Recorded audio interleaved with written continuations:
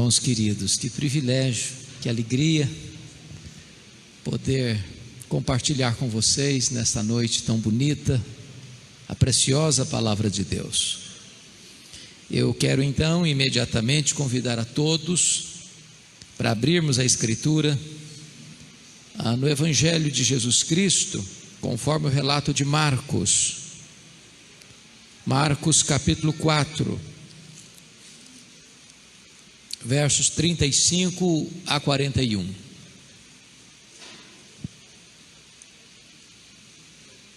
Marcos 4, 35 a 41.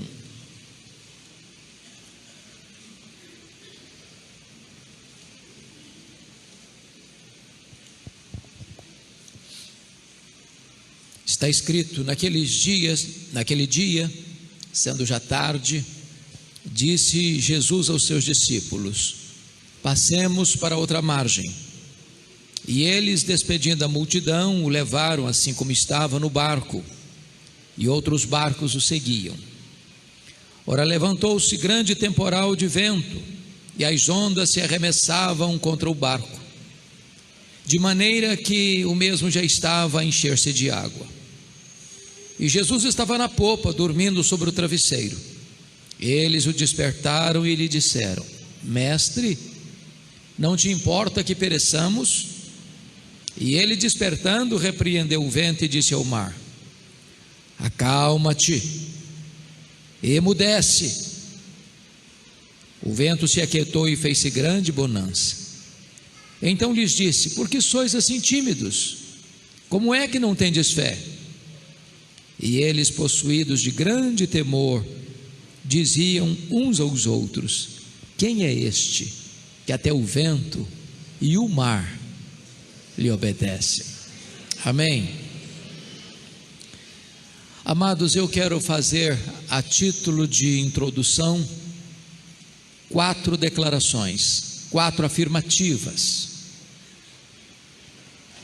A primeira delas é que as tempestades da vida existem e elas são inevitáveis. É impossível viver sem enfrentar tempestades. Na jornada do berço à sepultura, todos nós enfrentamos tempestades. Homens e mulheres, grandes e pequenos, ricos e pobres, doutores e analfabetos, crentes e descrentes. Nós não vivemos blindados. Nós não estamos numa estufa. Nós não estamos numa colônia de férias. Nós enfrentamos tempestades. Se você está enfrentando uma, você não é exceção. As tempestades existem dentro do nosso coração, dentro da nossa família, dentro da nossa igreja, dentro da nossa nação, fora da nossa nação. A segunda declaração que eu quero lhe dizer é que as tempestades, além de inevitáveis, elas são também imprevisíveis. Elas chegam de súbito, sem mandar aviso prévio, e muitas vezes elas transtornam a nossa vida. Elas chegam quando nós jamais esperaríamos que ela chegasse. É um divórcio doloroso, é um luto traumático, é uma doença grave, é uma separação difícil, é uma decepção amorosa, é uma situação que você não imaginava e de repente chega e põe a sua vida de ponta cabeça.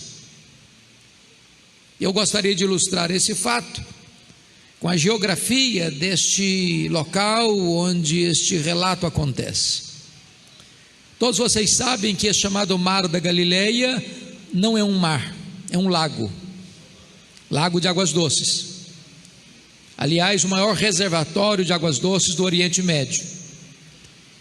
Esse local chamado Mar da Galileia, ou Mar de Tiberíades, ou Lago de Genezaré, tem 21 quilômetros de comprimento por 14 de largura. Ele está encurralado por montanhas do lado oriental, as montanhas de Golã e do lado ocidental as montanhas da Galileia. Esse lago está a 220 metros abaixo do nível do mar Mediterrâneo. No extremo norte de Israel está a montanha mais alta do país, o Monte Hermon, cujo cimo fica quase sempre coberto de neve ou de gelo. Ali acontece um fenômeno curioso. De vez em quando os ventos gelados descem desse monte, emparedados pelos montes, pelas montanhas, bate na superfície desse lago, e às vezes só a pino começa uma terrível tempestade de vento. É possível que tenha sido isso que aconteceu ali com os discípulos. É assim também na vida. Um casamento sólido, 20 anos, 30 anos, de repente um fato acontece e o casamento é abalado, e ele se encerra nas barras de um tribunal por um amargo divórcio. Um pai e uma mãe criam um filho, uma filha, com todo zelo, com todo amor. De repente, um fato acontece, e esse adolescente e essa moça, rebeldemente, volta as costas a todo o legado que recebeu dos seus pais e transtorna a vida da sua família. Você vai para o médico para um exame de rotina e descobre que está com a doença grave. Você chega na empresa para um dia normal de trabalho e você é mandado embora, sendo você o provedor da sua casa. Situações acontecem repentinamente que podem transtornar a nossa agenda, a nossa alma, os nossos sentimentos. Mas há uma terceira coisa que quero declarar aqui à guisa de introdução: é que as tempestades são também inadministráveis, tantas vezes. Elas chegam e nós não conseguimos lidar com elas. Elas chegam e são maiores do que nossas forças. Parte daqueles discípulos nasceram ao redor daquele lago, cresceram ao redor daquele lago, trabalhavam naquele lago, já tinham enfrentado outras tempestades naquele lago e pensaram: desta feita também vamos conseguir resolver o problema, mas não conseguiram. O barco não obedecia ao comando deles. O barco era varrido pela fúria das ondas, o barco era moído pela fúria do mar, e eles estão jogados de um lado para o outro ao sabor das ondas revoltas, e eles não conseguem administrar. É assim na vida, irmãos. Muitas vezes os problemas chegam e se tornam um gigante na nossa vida. Aquilo que nós sabíamos lidar, parecia doméstico, tão fácil, agora de repente se torna uma situação inadministrável por nós. Quantas vezes eu já escutei de esposas machucadas e feridas dizendo assim: pastor, o homem com quem me casei é outra pessoa hoje. Eu não conheço mais esse homem. Aquela pessoa amável é hoje uma pessoa implacável. Aquele homem que me tratava com tanto carinho, hoje me agride com palavras, hoje me desrespeita e me trai. Quantas vezes eu escutei pais com o rosto molhado de lágrimas dizendo: pastor, aquele filho que eu criei com tanto zelo e com tanto amor, hoje é rebelde, hoje não obedece mais o nosso comando, hoje envergonha a nossa família, hoje transtorna a nossa casa. Aquilo que parecia tão fácil de resolver, você não consegue mais, porque muitas vezes as tempestades da vida também são assim, inadministráveis. Mas a quarta coisa que eu preciso dizer-lhes, a título de introdução, é uma palavra consoladora: é que as tempestades são pedagógicas. Irmãos amados, nós cremos que Deus é soberano. Nós cremos que não existe para nós acaso, nem sorte, nem azar, nem determinismo. Conforme os nossos irmãos do passado diziam, Deus não desperdiça sofrimento na vida de seus filhos. Se Deus está permitindo você passar por uma tempestade, é porque Ele tem um propósito. As tempestades não vêm para nos destruir, as tempestades vêm para tonificar as musculaturas da nossa alma. As tempestades não vêm para nos levar para longe de Deus, elas vêm para nos colocar aos pés do Senhor. Se você está passando por uma tempestade, saiba disso. Ainda que a providência seja carrancuda para você, Deus revela a sua face sorridente, porque Ele tem um plano, Ele tem um propósito, e Ele não está trabalhando contra você, Ele está trabalhando em seu favor.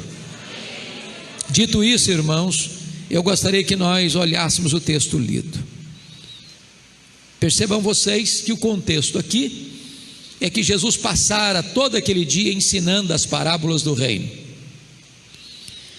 E agora Jesus deixa o seu ensino teórico para o ensino prático. Porque uma coisa é você conhecer a Bíblia e até decorar versículos da Bíblia. Outra coisa é você saber que isso funciona na sua vida. Então Jesus sai de uma aula teórica, onde ensinou as parábolas do reino, para uma aula prática. E ele entra com os seus discípulos para dentro do barco e diz para eles: passemos para outra margem. Se você já deu aulas, ou já pregou, já ensinou um dia todo, sabe que no final do dia você está exausto. E Jesus entra no barco, pega um travesseiro, vai lá para trás, deita e dorme. E é nesse momento que surge a tempestade.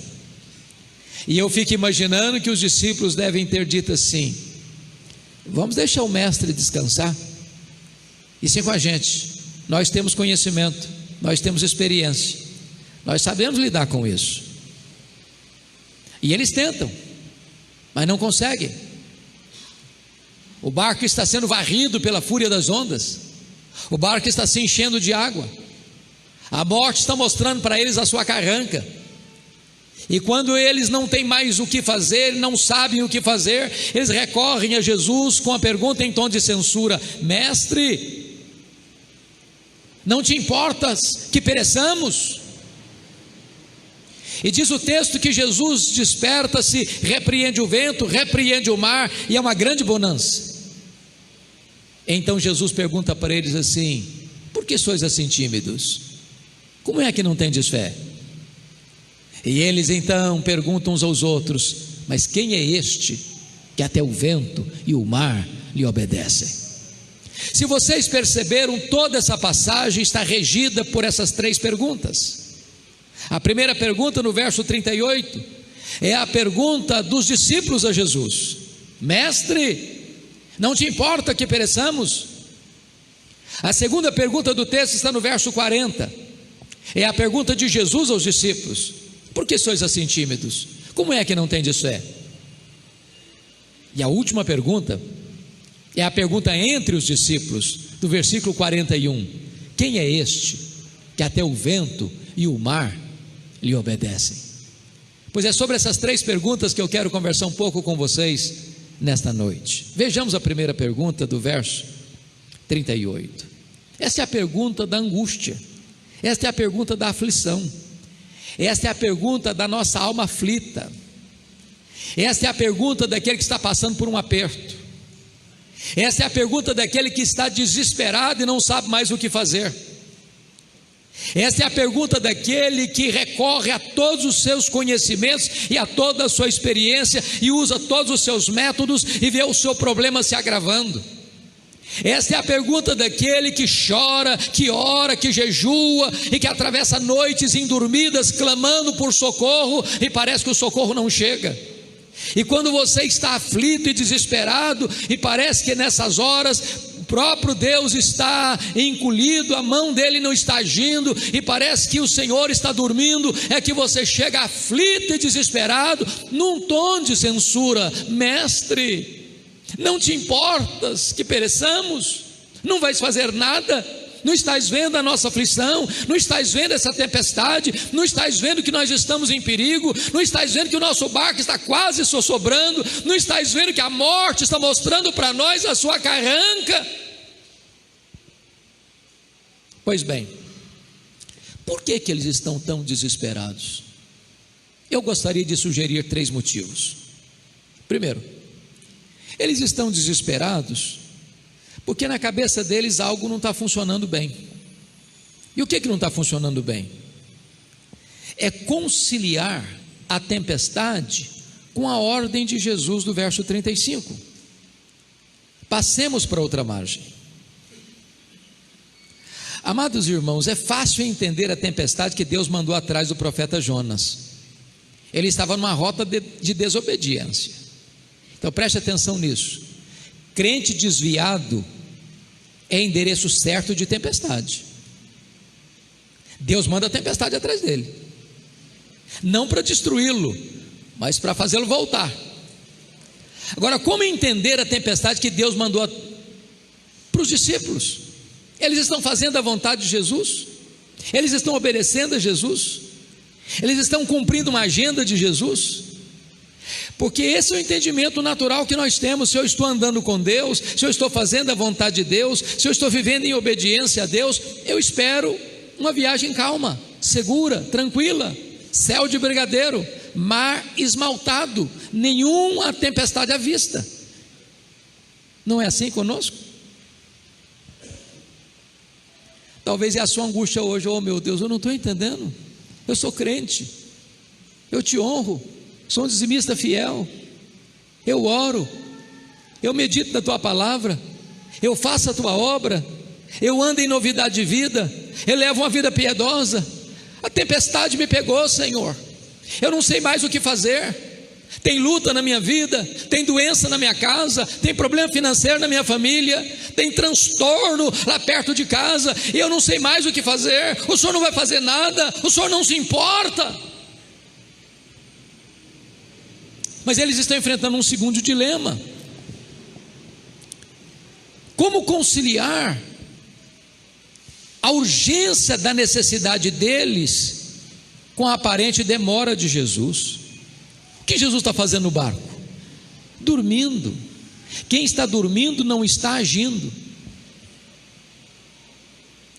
Tem horas, irmãos, que a demora de Deus machuca mais o nosso coração do que o próprio problema, do que a própria tempestade. É quando você ora e a resposta não chega. É quando tem alguém doente na sua casa e você levanta um clamor na igreja e a doença se agrava. É quando você tem uma pessoa na sua família que você deseja tanto vê-la convertida, e você ora e jejua, e cada dia mais a pessoa está mais endurecida ainda. Pensa comigo na história da Marta. Lázaro estava doente e ela manda um recado para Jesus. Jesus estava a um dia de viagem de Betânia, e o emissário vai com a seguinte mensagem de Marta: Senhor, está enfermo aquele a quem amas. Ela não disse: vem depressa, larga tudo que tu estás fazendo, corre para cá, Lázaro está morrendo, eu preciso de ajuda, socorre-me. Não fez nada disso. Ela só disse: está enfermo aquele a quem amas. Porque quem ama tem pressa em socorrer a pessoa amada. Um dia de viagem, o homem chega, dá o recado para Jesus. Aí Jesus diz para os seus discípulos assim: Lázaro morreu. Mas a mensagem enviada a Marta é esta: esta enfermidade não é para a morte, é para a glória de Deus. Pense comigo, o emissário chegando apressadamente, dizendo: ô Marta, Jesus mandou dizer para você que essa enfermidade não é para a morte, é para a glória de Deus. Mas o Lázaro está morto e sepultado já. Olha o nó na cabeça da Marta. Jesus fica mais de 2 dias onde estava. Só no 4º dia Jesus vai. Quando chega lá, o Lázaro está morto e sepultado há 4 dias. Isso ficou engasgado em Marta, a ponto de quando Jesus chegou, ela nem falou shalom para ele, ela foi logo despejando a sua mágoa: se tu estiveras aqui, meu irmão não teria morrido. Por que Jesus esperou até o 4º dia? Indiferença? Descuido? Não. Havia uma crença entre os rabinos de que um morto poderia ser ressuscitado até o 3º dia. Depois do 4º dia, impossível. Só o próprio Deus poderia realizar aquele milagre, pois Jesus espera até o 4º dia, para que a nação de Israel se rendesse à verdade absoluta de que ele não era apenas um grande homem, mas o próprio Deus entre os homens. Quando Jesus parece demorar, na verdade ele não demora, não há atraso no relógio divino. Quando ele parece demorar, é porque ele está preparando algo maior e melhor para a nossa vida. Mas havia uma terceira coisa que esses homens não conseguiam entender: como conciliar o desespero deles com o silêncio de Jesus. Se Jesus estava dormindo, ele não apenas não estava agindo no momento, mas também não estava falando. E eu posso lhe garantir que o silêncio de Deus grita mais alto nos ouvidos da nossa alma do que o barulho mais ruidoso das circunstâncias mais adversas.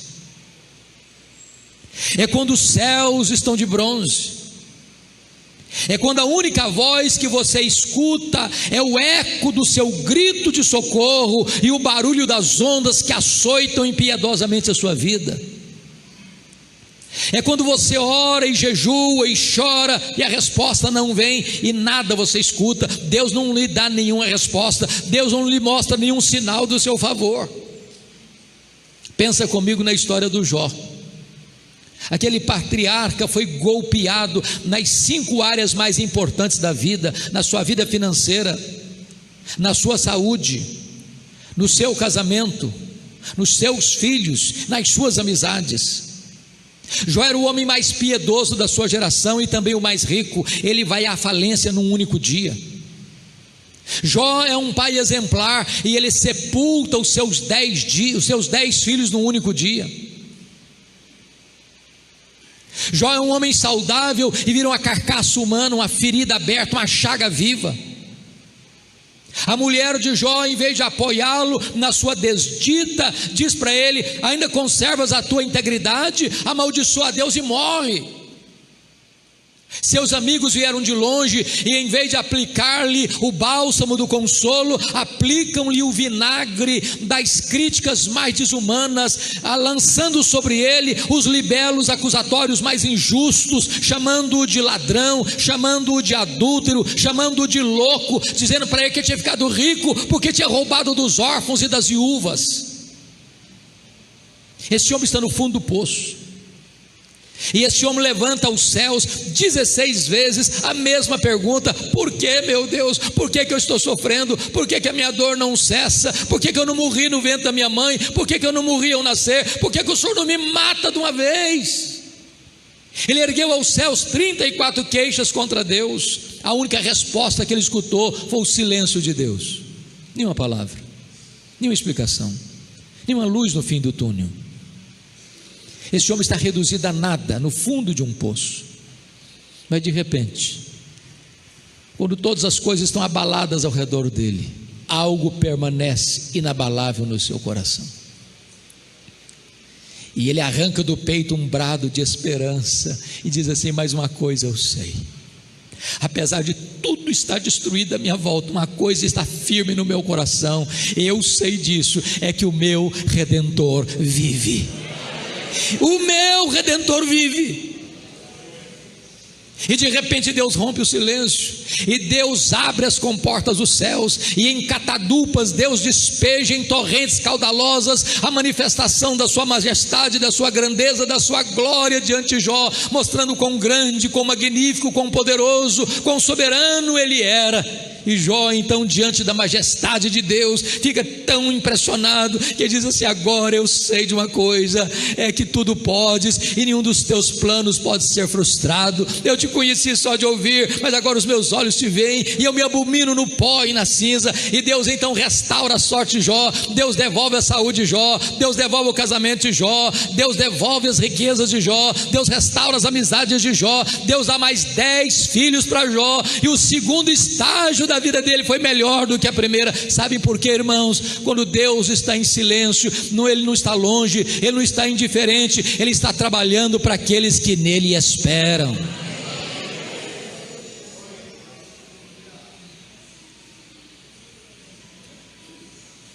Diz o texto que então Jesus se levanta e se desperta, e está escrito que Jesus repreendeu o vento e disse ao mar: acalma-te, emudece. E o mar, como uma fera selvagem, se encolhe, e o vento furioso recolhe-se às suas recâmaras, e há uma grande bonança.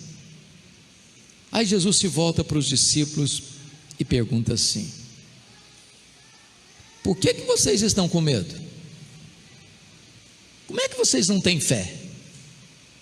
Agora eu vou lhe perguntar, se você estivesse lá, naquela circunstância, você estaria com medo?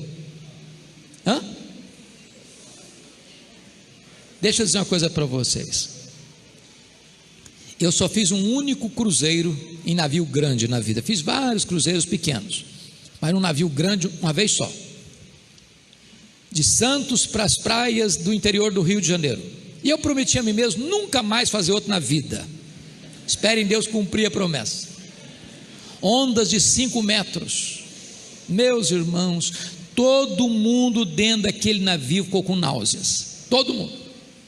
As pessoas saíam para jantar e voltavam cambaleando pelo corredor, vomitando dentro do navio. Quando nós retornamos, já com as ondas muito grandes, todo mundo com náusea, eu sabia que tinha 8 horas pela frente. E eu só fiz uma oração: Deus, ou eu durmo ou eu morro. Agora imagina um barco pequeno, de noite, o barco moído pela fúria das ondas, jogado de um lado para o outro, se enchendo de água, um pavor horrível. Aí Jesus pergunta assim: por que é que vocês estão com medo? Como é que vocês não têm fé? Ora, irmãos, por que aqueles homens deviam ter fé e não medo? Para ajudar a vocês, dar-lhes-ei 4 motivos, usando um recurso mnemônico, começando todos com a letra P. Primeiro, eles deviam ter fé e não medo, primeiro por causa da promessa de Jesus, versículo 35, passemos para outra margem. Se Jesus disse passemos para outra margem, qual era o destino deles? A outra margem.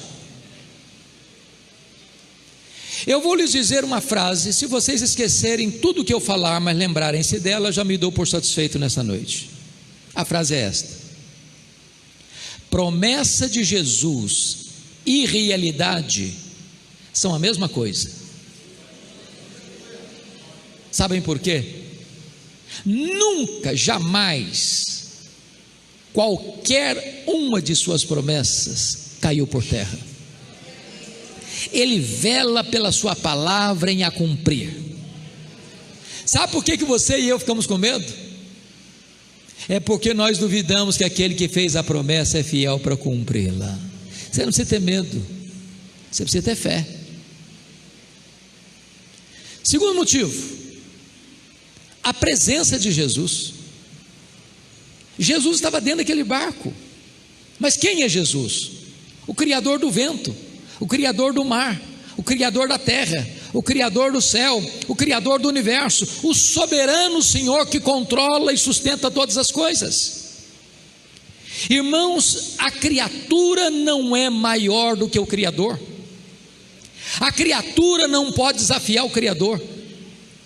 Jesus estava dentro daquele barco e ele não tinha controle só sobre aquele mar, sobre aquele vento ali, ele tem controle sobre todo o universo. Então nós temos também hoje a promessa dele: eis que estou convosco todos os dias, até a consumação dos séculos. Não importa a fúria do vento, não importa a fúria do mar, não importa a grandeza da sua tempestade, não importa a grandeza do seu problema, ele está com você. Uma das coisas que mais me encantam é que os evangelhos relatam uma outra tempestade. E naquela outra tempestade, Jesus não estava no barco. Jesus estava no monte, olhando os discípulos e orando por eles. E diz a Bíblia que na 4ª vigília da noite, depois das 3 horas da madrugada, Jesus vai ao encontro deles. Inusitadamente, Jesus vai caminhando sobre as ondas. Por que ele faz isso?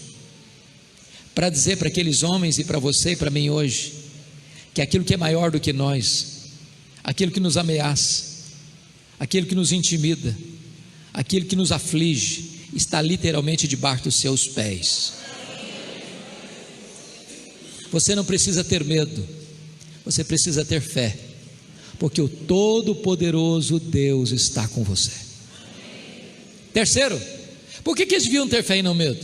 Primeiro, por causa da promessa. Segundo, por causa da presença. Terceiro, por causa da paz de Jesus. O que Jesus estava fazendo no barco? Dormindo. Jesus sabia que a tempestade viria? É claro que sabia. E se sabia, por que dormiu? Dormiu porque tinha plena convicção que tudo estava sob controle. Irmãos, prestem bem atenção. Eu não estou no controle, você não está no controle, mas Jesus está no controle. Há momentos na nossa vida que experimentamos aquilo que está escrito em Atos 27. O barco da nossa vida não obedece mais o nosso comando, vai à deriva. Há momentos na nossa vida em que nós usamos todo o nosso conhecimento, toda a nossa experiência, toda a nossa metodologia e nada se resolve. Há momentos na nossa vida que você fala para alguém que você ama e a sua voz não é escutada. Você orienta um filho e ele não obedece. Você fala com o seu cônjuge e ele não escuta você. Você não está mais no controle, você não está mais com as rédeas nas mãos. Mas eu quero dizer uma coisa para você, amado. Você pode não estar no controle, mas Jesus continua no controle. Suas crises não pegam Deus de surpresa. Suas crises não deixam Deus em apuro. Seus problemas são maiores do que você, mas seus problemas estão rigorosamente sob o controle do Senhor. Você pode descansar, porque paz não é ausência de tempestade, paz é confiança em Deus apesar da tempestade. Quarto lugar, por que eles deviam ter fé e não medo? Primeiro, por causa da promessa. Segundo, por causa da presença. Terceiro, por causa da paz. Quarto, por causa do poder de Jesus. É curioso que Marcos reúne ao redor dessa passagem outros episódios que retratam o poder de Jesus. Primeiro, ele tem poder sobre as forças da natureza. É por isso que você e eu cremos em milagres. Porque quando Jesus criou o universo, tudo foi criado por Ele, e sem Ele nada do que foi feito se fez. Ele estabeleceu leis para governar esse universo. Mas Ele, o Criador, está acima e além dessas leis. É por isso que você crê em milagres, porque o Criador pode interferir na obra da criação. Ele pode fazer o impossível. Então o vento escuta a sua voz, então o mar escuta a sua voz, então o sol escuta a sua voz, então as estrelas escutam a sua voz, então o verme escuta a sua voz, então a mula escuta a sua voz, então os demônios escutam a sua voz, então os anjos escutam a sua voz é poderosa e irresistível. Mas se você perceber, logo em seguida no capítulo 5, versos de 1 a 20, Jesus desembarca do outro lado do mar da Galileia, numa região gentílica, na chamada região de Decápolis, das 10 cidades, e Gadara era uma dessas 10 cidades. É um espinhadeiro, está de noite, depois de uma tempestade, e desembarcam dentro de um cemitério. Meus irmãos, tudo que você não espera ver dentro de um cemitério de noite é uma pessoa viva. E lá tem um homem ferindo-se com pedras, nu, violento, gritando de dia e de noite, com raiva, tomado de 6.000 demônios, uma legião de demônios. Por que Jesus fez essa viagem? Porque ali tinha um homem enjeitado da sociedade, ali tinha um homem enjeitado da família, ali tinha um homem foragido da lei, nem algemas podiam segurá-lo. Aquele homem já não tinha espaço entre os vivos, por isso vivia entre os mortos. Esse homem era um caso perdido. Mas para Jesus não tem lata de lixo no reino de Deus. Para Jesus não tem vida irrecuperável. Jesus faz uma viagem de noite para um lugar perigoso por causa daquele homem, para libertá-lo, para transformá-lo, para curá-lo, para salvá-lo e para fazer dele um missionário para a sua terra. Sabe por quê? Porque Jesus tem poder sobre os demônios. Ele tem todo o poder. Podem ter certeza. A escola de samba Gaviões da Fiel em São Paulo cometeu um grande equívoco colocando em praça pública, em rua, em avenida de São Paulo, Jesus sendo pisado por Satanás. Esse não é o nosso Cristo, esse não é o Cristo da Bíblia. O Cristo da Bíblia é a semente da mulher que nasceu para esmagar a cabeça da serpente. O Cristo da Bíblia é o Cristo vencedor, que tem as chaves da morte e do inferno. O Cristo da Escritura, ele tem poder sobre os demônios e nada consegue vencê-lo, porque ele é o vencedor invicto em todas as batalhas. Mas em seguida diz o texto, ainda no capítulo 5, que é uma mulher hemorrágica, 12 anos sofrendo nas mãos dos médicos sem conseguir nenhum sinal de melhora ou cura.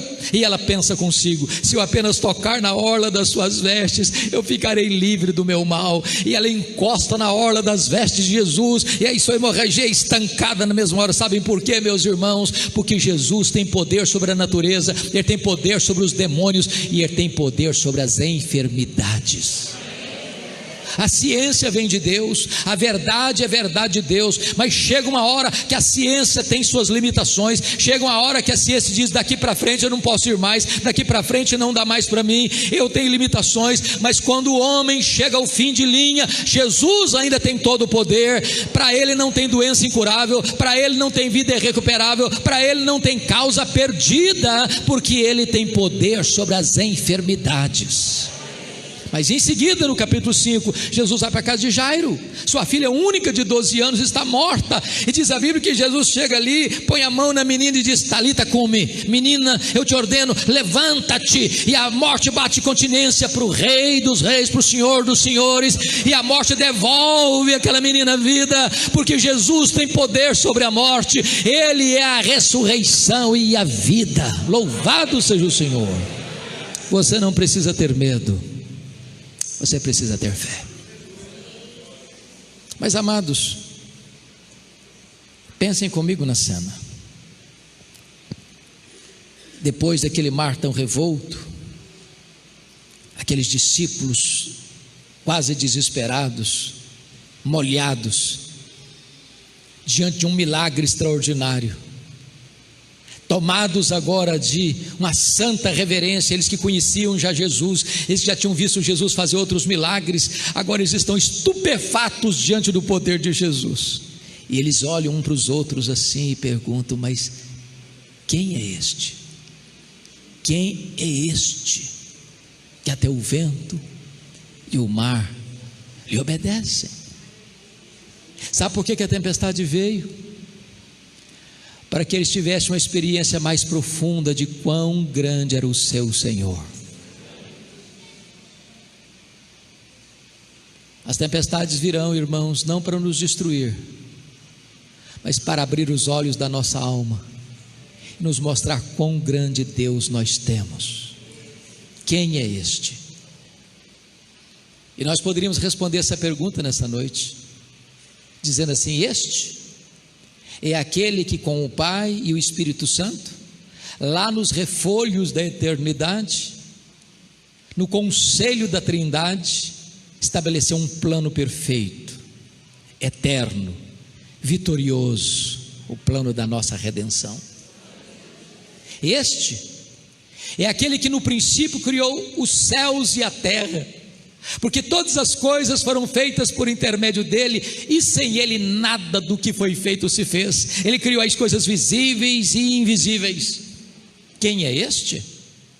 Este é aquele que sustenta todas as coisas pela palavra do seu poder. Quem é este? Este é a semente da mulher que nasceu para esmagar a cabeça da serpente.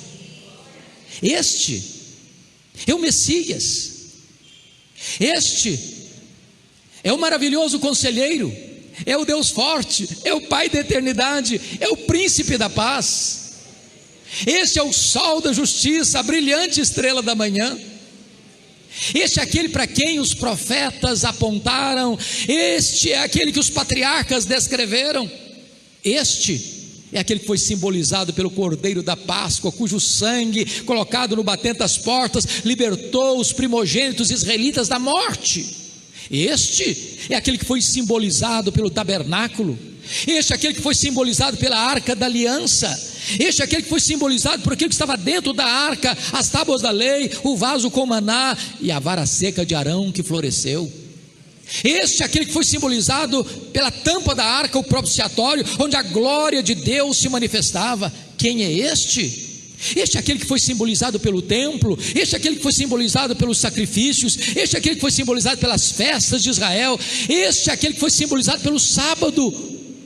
O sábado era apenas uma sombra, ele, a realidade. Quem é este? Este é aquele que nasceu de mulher, nasceu sob a lei para ser o nosso Redentor. Este é o verbo eterno, o verbo pessoal, o verbo divino, o verbo autoexistente, a luz que vindo ao mundo ilumina todo homem, o verbo que se fez carne e habitou entre nós, cheio de graça e de verdade, e vimos a sua glória, glória como do unigênito do Pai. Quem é este? Este é o grande eu sou, este é o pão da vida, este é a luz do mundo, este é a porta das ovelhas, este é o bom, o grande, o supremo pastor, este é a ressurreição e a vida, este é o caminho e a verdade e a vida, este é a videira verdadeira. Quem é este? Este é o Cordeiro de Deus que tira o pecado do mundo, o Cordeiro que foi morto, mas está vivo pelos séculos dos séculos. Quem é este? Este é a nossa justiça, este é a nossa paz, este é a nossa alegria, este é o nosso glorioso Salvador, o Messias, o Senhor. Quem é este? Este é aquele que andou por toda parte fazendo o bem, libertando os oprimidos do diabo. Os cegos viram, os surdos ouviram, os mudos falaram, os coxos andaram, os leprosos eram purificados, os cativos eram libertos, os mortos ressuscitaram. Quem é este? Este é o cabeça da igreja, este é o fundamento da igreja, este é o dono da igreja, este é o edificador da igreja, este é o protetor da igreja. Quem é este? Este é a raiz de Davi, este é o leão da tribo de Judá, que venceu para abrir o livro e desatar-lhe os selos. Quem é este? Este é o nosso mediador, este é aquele em quem há salvação, porque nenhum outro nome é dado entre os homens pelo qual importa que sejamos salvos. Quem é este? Este é aquele que por amor de nós chorou, sangrou no Getsêmani, bebendo o amargo cálice da ira de Deus que devia cair sobre a nossa cabeça, para que nós fôssemos libertos do pecado e da morte. Quem é este? Este é aquele que foi cuspido e esbordoado no sinédrio judaico, este é aquele que foi vilipendiado e espancado no pretório romano, este é aquele que carregou aquele lenho maldito sobre os seus ombros pelas ruas apinhadas de Jerusalém, sobre os apupos e vaias de uma multidão ensandecida. Este é aquele que carregou a nossa malignidade, o nosso pecado, porque agradou ao Pai moê-lo naquela cruz. Quem é este? Este é aquele que morreu pelos nossos pecados, segundo as Escrituras, foi sepultado, mas ressuscitou segundo as Escrituras para a nossa justificação. Este é aquele que entrou nas entranhas da morte, matou a morte, arrancou o aguilhão da morte e ressuscitou vitoriosamente para inaugurar a imortalidade. Quem é este? Este é aquele que voltou para o céu vitoriosamente, derramou sobre a igreja o Espírito Santo. Este é aquele que está sentado no trono como nosso grande sumo sacerdote, que se compadece das nossas fraquezas. Este é o advogado justo que intercede junto ao Pai por nós. Este é o Senhor dos senhores, este é o Rei dos reis, este é o soberano Senhor que está sentado num alto e sublime trono. Este é aquele que governa as nações, ele é aquele que tem as rédeas da história em suas poderosas mãos. Este é aquele que vai voltar pessoalmente, visivelmente, audivelmente, inesperadamente, repentinamente, gloriosamente, vitoriosamente, para julgar vivos e mortos. Este é aquele que vai abrir o livro e vai julgar as nações segundo as suas obras. Este é aquele que vai matar o anticristo, o falso profeta, e que vai lançar o dragão, o diabo e Satanás no lago do fogo. Este é aquele que vai lançar a morte no lago do fogo. Este é aquele que vai colocar todos os seus inimigos debaixo dos seus pés e vai entregar o reino ao Deus e Pai, para que ele seja tudo em todos. Este é o noivo da igreja, que vai entrar para as bodas, para uma festa que nunca mais vai acabar, vai enxugar dos nossos olhos toda lágrima, não vai ter mais dor, não vai ter mais luto, não vai ter mais morte, porque as primeiras coisas terão passado. Quem é este? Este é o nosso grande Deus e Salvador Jesus Cristo. É Ele quem diz para você: você não precisa ter medo, você precisa ter fé. Que Ele nos abençoe nesta noite. Povo amado, amém, de Deus, que o Senhor vos abençoe e vos guarde. Que o Senhor levante sobre vós a luz do seu rosto e tenha misericórdia de vós. Que o Senhor faça resplandecer sobre vós a sua face e vos dê a paz. E que a graça do Senhor Jesus Cristo, o amor de Deus, o nosso Pai, e a comunhão do Espírito Santo sejam sobre vós, povo amado, e sobre toda a igreja de Deus, agora e sempre. Amém.